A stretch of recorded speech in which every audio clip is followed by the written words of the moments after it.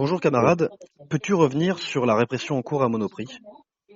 d'accord, bonjour. Je suis Alain, délégué syndical CGT Monoprix et puis membre du collectif CGT Monoprix, IDF Île-de-France. Oui, la répression de Monoprix a commencé justement en 2020, hein, juste avant la prime, les fameux crises Covid.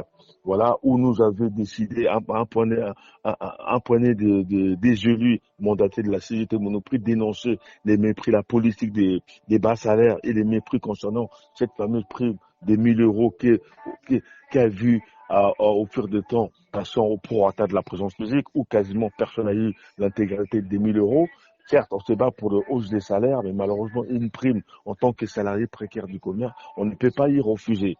Et on a décidé de déclencher, face à une direction qui est sourde à nos revendications, on a décidé justement de perturber tous les samedis avec les samedis de la colère, voilà, et en distribuant des tracts, en envahissant en se rassemblant devant des magasins, pardon. Et voilà, on en a enseigné, et puis Monoprix a commencé à prendre de l'ampleur. Hein, on a eu le soutien énormément de camarades de l'Interpro, de tous les secteurs, et bah Monoprix, pour calmer la grogne, pour éviter qu'il y ait une contagion au niveau national, parce qu'on a eu quand même des demandes en province aussi pour faire des actions, voilà. Et du coup, ça nous a donné des assignations pour un seul but, de nous taire. Et du coup, on a été assigné 12 salariés, dont la plupart c'est des femmes seules avec enfants en situation de handicap. Pour Monoprix, ce n'est pas un problème. Technique d'intimidation, on est passé au tribunal des grandes instances de Paris, où Monoprix nous réclamait 35 000 € d'amende, l'argent que nous n'avons pas. Je rappelle qu'une caissière ou un salarié à Monoprix à 35 heures ne gagne à peine moins de la moitié que la somme que Monoprix nous réclamait. On a été condamné à ne plus pénétrer dans les magasins lors des mouvements sous peine de 1 000 €. On a fait appel, la cour d'appel a débouté Monoprix, mais par contre, on a toujours été condamné à ne plus pénétrer à l'intérieur des magasins sous peine de 1 000 €. Il y a eu deuxième aspect, parce que malgré ça, on a continué, parce que les techniques d'intimidation, ça ne marchait pas. Nous ne sommes pas les voyous, nous sommes les porte-voix, les porte-paroles des mal-être de l'ensemble des salariés au sein de l'US Monoprix. Par notre organisation syndicale, on a un syndicat de lutte des masses et des classes. On a eu encore une deuxième assignation concernant le Monoprix la force, où on avait changé des méthodes. On s'est dit, quand on publie sur les réseaux sociaux, on les prévient qu'on a on a un rassemblement. On a les comités d'accueil. Ils sont passés des 5 vigiles à une cinquantaine de vigiles. On a dit, cette fois-ci, on va faire on va rentrer incognito. Une fois qu'on a l'intérieur, on ouvre on met nos gilets, on sort nos mégaphones. Ce qui s'est passé en octobre 2021 au Monoprix La Fourche, où on est rentré incognito, pardon. Et voilà, on a commencé à faire du bruit, comme ils s'y attendaient, parce qu'ils étaient surpris pour Monoprix. Ils n'avaient pas prévu des agents de renfort, des agents de sécurité venus les juger. Et du coup, pendant 2 heures, on a tourné, on a dénoncé réellement. Et au bout de 2 heures, quand on est sorti du magasin, et on a été informé comme quoi ils ont dépisté un huissier qui est arrivé 3 heures après. Et du coup, ils sont basés sur des photos où on a été assigné encore à nouveau par Monoprix. On est passé au même tribunal, les mêmes trucs, on a été pareil, les mêmes décisions, on a été condamné à pas pénétrer. On a fait appel, la cour d'appel a débouté Monoprix, a refusé qu'on soit payé les frais des dépenses de Monoprix, voilà. Et on a juste été condamné à ne plus reproduire à l'intérieur sous peine de 1 000 €. Et malheureusement, on a continué, mais on ne rentrait plus à l'intérieur. Dernièrement, dans le cadre de la réforme contre la réforme de retraite à 64 ans, où on était en lutte justement pour dénoncer ça, notre fédération du commerce, CGT, avec les syndicats des cheminots de Versailles Santé, on a fait une action dans Versailles. Hein. On a occupé la gare de Versailles en février dernier. Et on a envahi pas mal d'entreprises, y compris les beaux monoprix de Versailles, où on est rentré à l'intérieur et on est resté entre 15 et 20 minutes, il y a eu une prise de parole.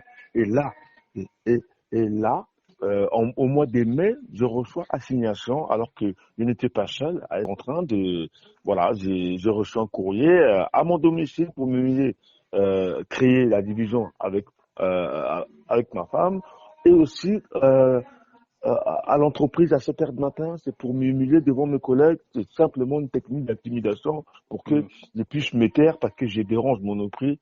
Voilà. Et du coup, bah là, je passe à nouveau. Et Monoprix réclame 2000 euros parce que j'aurais violé la condamnation des pénétrations à l'intérieur. Je rappelle que c'est pas une action de Monoprix, c'est une action de la Fédération nationale, de la Fédération, notre Fédération du commerce. C'est dans le cadre contre la réforme de retraite à 64 ans. On voit que à Monoprix, comme ailleurs, Oui, la direction, elle essaye de couper les têtes qui dépassent oui, et oui. de casser la CGT surtout dans les magasins où elle dérange. Dans Oui. ce contexte-là, comment, selon toi, peut-on s'opposer aux attaques antisyndicales qui se multiplient? Tout concerné et justement, on doit déterminer que ces attaques-là a un seul but, nous faire reculer, nous faire taire. Parce qu'on a un syndicat qui dérange. On a un syndicat qui n'émasse pas ses mots, c'est l'ADN de notre organisation syndicale. On a un syndicat de lutte des classes. On n'est pas un syndicat qui va transformer en réformiste, qui va devenir les accompagnateurs comme on le voit chez Monoprix. C'est-à-dire que on n'est pas, on va pas murmurer, grogner dans notre cerveau et attendre que la direction mette en application sa politique mortifère ou sur nous, les salariés, que subissons. Oui, donc la seule réponse, c'est l'unisson, comme on dit, c'est continuer à se débattre, à dénoncer devant les tribunaux et continuer encore à faire, à mettre en application l'ADN de la CGT, c'est-à-dire à continuer à lutter, quoi, à dénoncer. Moi, je vois pas d'autre solution, quoi. Et je suis droit dans mes bottes. Sans les soutiens massifs des différents camarades, des différents secteurs, je pense que j'aurais ralenti. Et c'est ça qui fait peur à Monoprix. Parce que moi, ça fait des années que je lutte, hein. Je lutte justement pour dénoncer cette politique quand on nous a massacrés. Je prends un exemple tout court, notamment aussi, vous savez, ça a commencé par nous, les assignés. Maintenant, il y a eu répression, c'est sans arrêt. L'année dernière, en décembre 2022, on a un écologue de Monoprix Picpus dans le 15e arrondissement, à l'appel de la CGT. Ils ont décidé parce qu'il y a plus, vous savez, on appartient au groupe Casino, il y a plus de bras, il y a plus de salariés, on nous impose un projet qui s'appelle MOM, c'est-à-dire la polyvalente, faire les boulots de 4 personnes.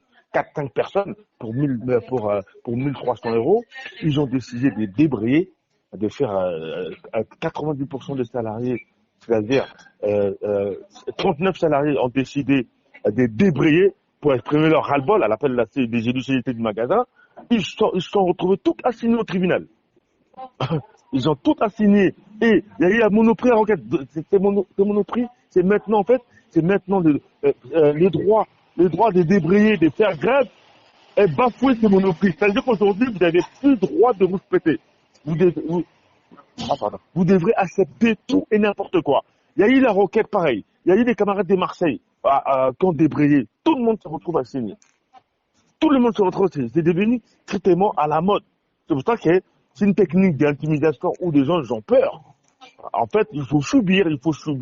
Et nous ne sommes pas responsables. Vous savez, nous, ça fait depuis 2012, on a basculé, on a partout au groupe Casino. Avec les résultats qu'on entend partout, 10 milliards de dettes, où nos magasins sont en train d'être franchisés, où on ne recrute pas, on fait les économies, on demande aux salariés qui étaient salariés pendant 10 ans, 20 ans en rayon fruits et légumes, en lui rajoutant, parce qu'il y a un poste vacant, il y a eu un abandon de poste, ou une démission, un départ à la retraite, on ne rembourse pas, on demande aux salariés, on lui rajoute les fruits et légumes, la cramarie, et il fait le boulot de 4 personnes. Il devient multitâche, et comme ça permet à Monoprix de faire des économies.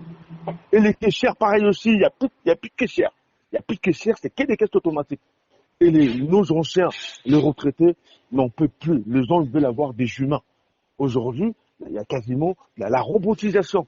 C'est les modèles que nous veulent imposer. Les passages au magasin en franchise ou en location gérante, comme on a pu les voir chez Carrefour, et ça commence à généraliser ces monoprix français. Pourquoi? parce qu'ils n'auront pas les poids de la masse salariale. Ils auront juste les loyers, les plus-values sur les sites d'affaires. Il y a un particulier qui va gérer, qui va faire la location gérante, et côté tout ce qui est frais du personnel, masse salariale, ça ne sera pas au groupe Casino de prendre. Nous, on est en train de nous faire payer les salaires des Monoprix, les conséquences désastreuses de la politique de notre PDG, M. Naori. M. Naori, 10 milliards de dettes. 10 milliards de dettes. Au total, 6,4 milliards de dettes pour Casino, 3 milliards de dettes pour Rallye, la holding de M. Naori, plus 1 milliard d'euros de dettes pour les défauts de paiement des fournisseurs. La marchandise que nous prenons, il y a des retards des paiements, forcément, vous n'êtes plus livrés. Et on est en train de nous faire payer ça, alors que nous, le groupe Monoprix, en fait, le groupe Casino, Monoprix, c'est porte bien. On fait du plus. On travaille, on produit matin, midi, soir. Et il y a plus cette reconnaissance. Il n'y a plus cette reconnaissance. Et voilà, les pauvres, on se retrouve assignés. Mais par contre, les réformistes, ils se retrouvent jamais assignés, les réformistes. Et c'est ça qui est dangereux pour nous. Ça montre que le patronat ne se trompe pas dans son attaque contre les syndicats et les syndicalistes les plus combatifs. Voilà, malheureusement, vous savez, malheureusement, on le voit même nous on est en pleine campagne électorale. Alors en pleine campagne électorale, nous, comme là, à l'heure où vous m'interviewez, je suis en train de tourner dans un magasin qui est boycotté, où c'est les patronats qui trouvent des listes, qui fait la liste des réformistes. Parce qu'on a besoin de mettre des syndicats accompagnateurs, où les salariés, ils n'ont pas d'autre choix que de voter pour les réformistes, alors que nous, la CGT, on se bat pour faire comprendre à nos collègues l'intérêt d'adhérer à la CGT, pour défendre leurs droits, leurs protections, pour essayer d'améliorer les conditions de travail et avoir un salaire dignement, vivre dignement du fruit de notre travail. Parce que c'est nous qui produisons, comme diraient nos camarades des EDF, des mines énergie, c'est nous qui travaillons, c'est nous qui produisons et c'est nous qui devons décider.